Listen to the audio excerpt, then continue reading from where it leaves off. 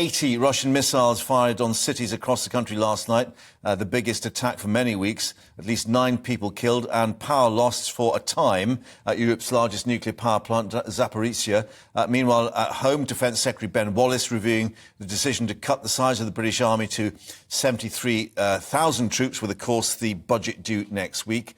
Let's get the view now of Gwythian Prins, who's joining us once more, former advisor at the Ministry of Defence, NATO and the UN.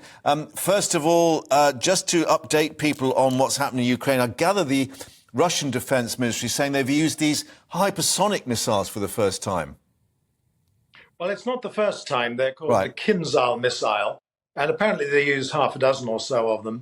It's a slightly odd thing to do because they're incredibly expensive, and the cost of the missile as against the target you destroy is disproportionate, which tells you a little bit about the nature of these attacks last night, because this is a repeated Russian pattern, as we now know.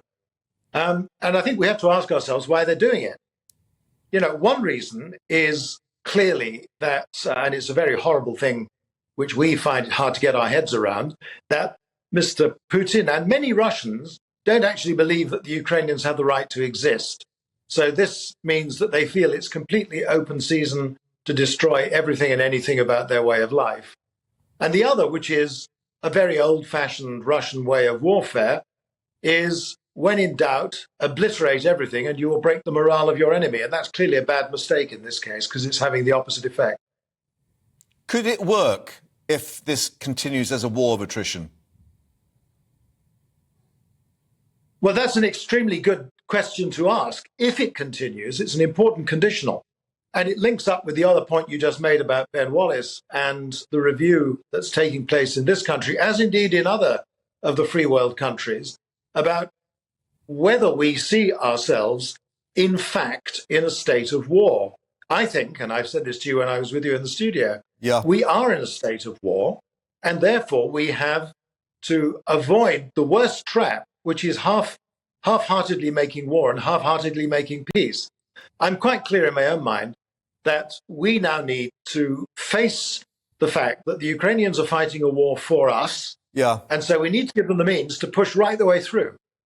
And one assumes this will give, if you pardon the pun, the Defence Secretary the ammunition to go to the Treasury with the budget next week and say, look, you know, not only do we need to get more boots on the ground troops, but also replace or replenish the ammunition that's been expended. That is true, and it's not a pun, it's a reality. But there is a very important proviso here, which people watching GBNews should be aware of.